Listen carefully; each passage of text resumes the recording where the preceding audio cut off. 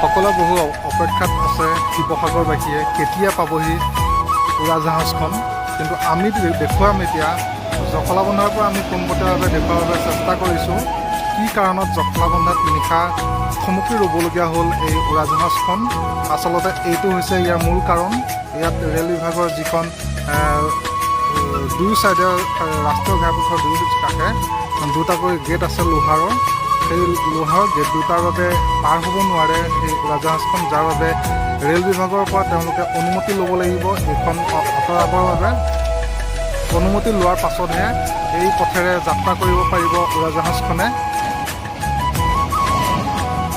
এইখন হৈছে ৰেল বিভাগৰ এখন গেট আৰু পথৰ ইটো কাষে আছে এখন গেট। এই দুয়োখন গেট যেতিয়া ইয়াৰ পৰা আঁতৰাব তেতিয়াহে তেওঁলোকে এই উৰাজাহাজখন এই পথেৰে শিৱসাগৰ দিশে যাত্ৰা কৰিব পাৰিব। সেয়ে আমি বৰ্তমান জখলাবন্ধাৰ পৰা দেখুৱাই আছোঁ। জখলাবন্ধাত বৰ্তমান সেই যিখন উৰাজাহাজ থমকি ৰ'বলগীয়া হৈছে, কালি নিশাটো ইয়াতে কটাবলগীয়া হৈছে। আৰু উৰাজাহাজখনৰ স্বত্বাধিকাৰী ইতিমধ্যে যোৱাকালি নিশাই কিন্তু লামডিঙলৈ যি ৰেল বিভাগৰ মুখ্য কাৰ্যালয় আছে তালৈ তেওঁলোক যাত্ৰা কৰিছে। তাৰ পৰা অনুমতি লৈ যেতিয়া ইয়াত উপস্থিত হ'বহি তাৰ পাছতেই এই গেটখন ওপৰৰ অংশ ইয়াৰ পৰা আঁতৰ কৰা হ'ব।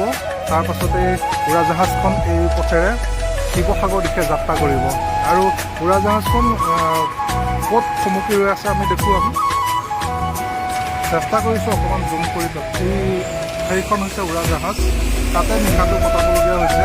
আৰু আজি হয়তো যদি অনুমতি লৈ পেলাই ইয়াত পায়হি উৰাজাহাজখনৰ স্বত্বাধিকাৰী, তাৰ পাছতেই ইয়াৰ পৰা যাত্ৰা কৰিব পাৰিব শিৱসাগৰ দিশে। আমি পোনপটীয়াভাৱে দেখাৰ বাবে চেষ্টা কৰিছোঁ, কাৰণ বহু ৰাইজে বহু অপেক্ষাত আছে কেতিয়া আহিব উৰাজাহাজখন।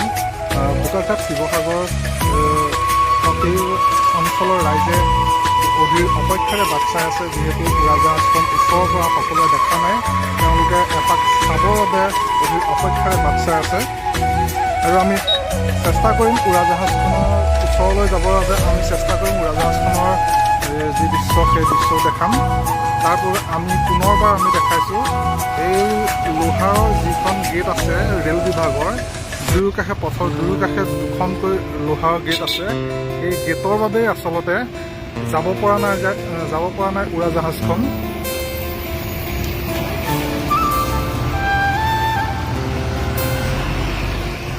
যিহেতু উৰাজাহাজখন এখন ট্ৰেইলাৰত লৈ আহিছে, ট্ৰেইলাৰত লৈ অহাৰ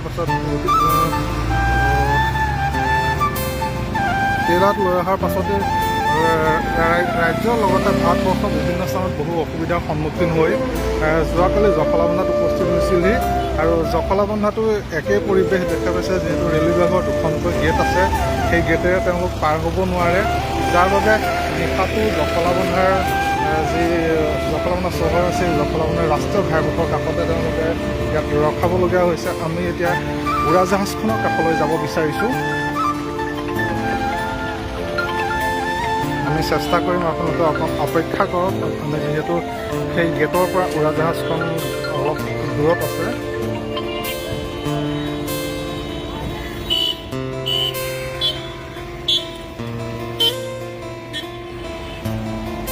আৰু নিশাও দেখিবলৈ পোৱা গৈছিলে, যিহেতু জখলাবন্ধাত ৰাষ্ট্ৰীয় ঘাইপথৰ কাষতে সেই উৰাজাহাজখন ৰৈছিলে। আৰু নিশাও বহু মানুহ আহিছিলে তেওঁলোকে চেলফি ল'বলৈ বা একপি ফটো ল'বলৈ বা চুই চাবলৈ কেনেকুৱানো উৰাজাহাজখন।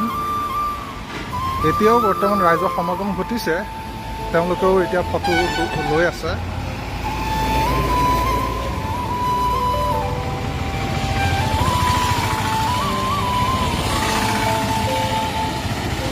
আজি সন্ধিয়া হয়তো জখলাবন্ধাৰ পৰা শিৱসাগৰ দিশে গতি কৰিব। যিহেতু উৰাজাহাজখনৰ স্বত্বাধিকাৰী তেওঁ লামডিঙলৈ যোৱাকালি তেওঁ যাত্ৰা কৰিছিলে অনুমতি ল'বৰ বাবে।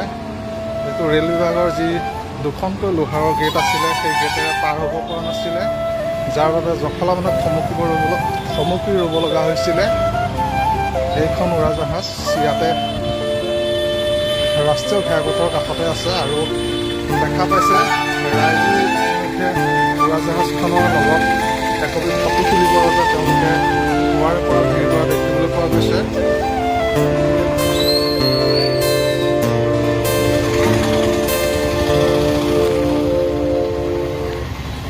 এইটো হৈছে ৰাষ্ট্ৰীয় ঘাইপথ। এই ৰাষ্ট্ৰীয় ঘাইপথৰ কাষতে যোৱাকালিৰ পৰা ইয়াতে ৰখাই থোৱা আছে এই উৰাজাহাজখন। Wings of Hazarika, wings of হাজৰিকাৰ যি এৰোপ্লেনখন, যিখন উৰাজাহাজ, এই উৰাজাহাজখনৰ স্বত্বাধিকাৰী লামডিঙলৈ গৈছে। লামডিঙৰ ৰেল বিভাগৰ যি মুখ্য কাৰ্যালয় আছে, সেই মুখ্য কাৰ্যালয়ৰ পৰা তেওঁ অনুমতি ল'ব। অনুমতি লোৱাৰ পাছতে ৰেল বিভাগৰ যি দুখনকৈ লোহাৰৰ গেট আছে, সেই লোহাৰ গেট দুখন তাৰ পৰা আঁতৰাব লাগিব। তাৰ পাছতহে তেওঁলোকে ইয়াৰ পৰা যাত্ৰা কৰিব পাৰিব।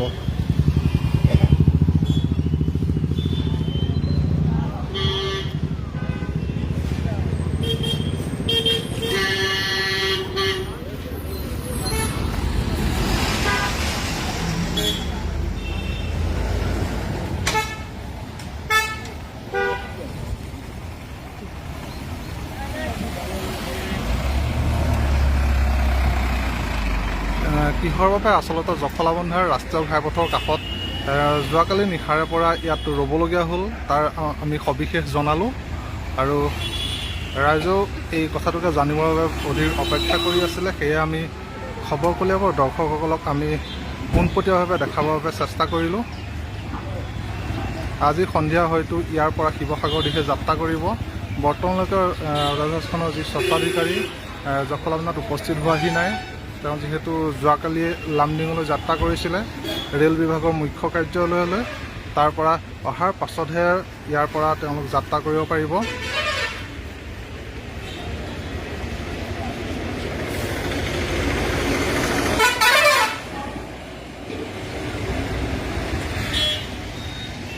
যোৱাকালি নিশাও কিন্তু খবৰ কলিয়াবলৈ বিভিন্নজনে মেছেজ কৰিছিলে কেতিয়া পাবহি শিৱসাগৰ এই উৰাজাহাজখন। আমি সেই তেওঁলোকৰ যি মন্তব্য সেয়া চাই পেলাই আমি পুনৰ আজি পুৱা উপস্থিত হৈছোঁ জখলাবন্ধাত তেওঁলোকৰ দেখুৱাবৰ বাবে, পোনপটীয়া সম্প্ৰচাৰ দেখুৱাবৰ বাবে। কাৰণ কিহৰ বাবে এই উৰাজাহাজখন যাব পৰা নাছিলে সেই পৰিৱেশটো আমি দেখাবৰ বাবে আমি পুৱাই ইয়াত উপস্থিত হৈছোঁহি। আৰু আমি পোনপটীয়াভাৱে দেখালোঁ ইয়াৰ পৰিৱেশটো আৰু ইয়াৰ প্ৰকৃত কাৰণ।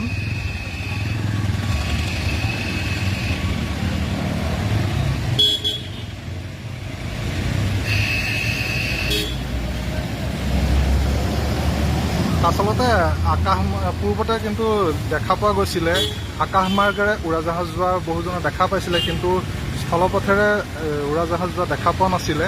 সেয়ে উৰাজাহাজ স্থলপথেৰে যোৱাৰ যি সম্ভেদ লাভ কৰিছিলে ৰাইজে, তাৰ পাছতে সকলো ৰাইজ, যোৱাকালি আপোনালোকক দেখুৱাইছিলোঁ পোনপটীয়াভাৱে বহু হাজাৰ হাজাৰ ৰাইজ ইয়াত সমাগম ঘটিছিলে। সকলো ইয়াত উপস্থিত হৈছিলে। তেওঁলোকে ইয়াত এখন চেলফি উঠিছিলে আৰু নিজৰ সন্তানকো লৈ আহিছিলে। পিতৃ মাতৃয়ে উৰাজাহাজখন যিহেতু নিচেই কাষতে পাইছিলে আৰু কাষতে পোৱাৰ পাছতে তেওঁলোকে সন্তানক লগত লৈ আহিছিলে এখন ফটো উঠাবলৈ।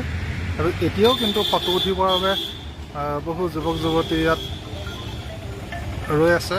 এয়া চাওক কিদৰে চেলফি জোনলৈ ৰূপান্তৰিত হৈছে এই জখলাবন্ধাত এই উৰাজাহাজখন। ইয়াত চেলফি ল'বলৈ সকলো আহিছে আৰু পথৰ কাষতে গাড়ী ৰখাই ৰখাই এইদৰে এখন ফটো ল'বৰ বাবে এইদৰে দূৰ দূৰণিৰ পৰা অহা যি যাত্ৰীসকল আছিলে সেই যাত্ৰীসকলক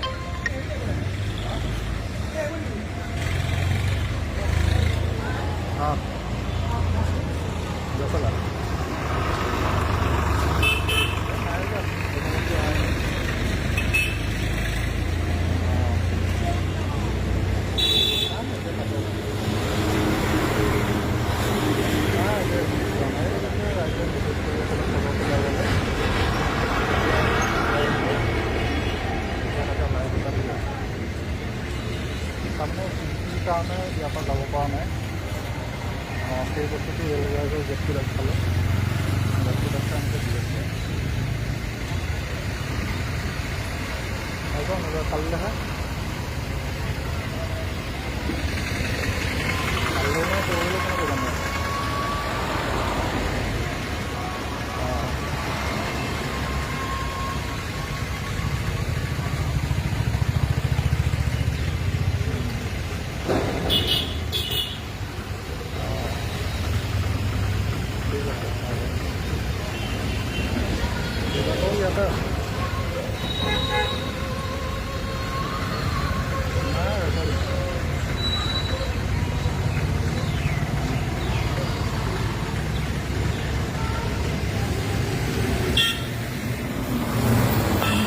আমি যেতিয়া অনুমতি লৈ ইয়াত উপস্থিত হ'বহি উৰাজাহাজখনৰ স্বত্বাধিকাৰী, তাৰ পাছতে যেতিয়া ইয়াৰ পৰা শিৱসাগৰ দিশে যাত্ৰা কৰিব তেতিয়া আমি পোনপটীয়াভাৱে দেখাম। এতিয়া আমি বিদায় লৈছোঁ।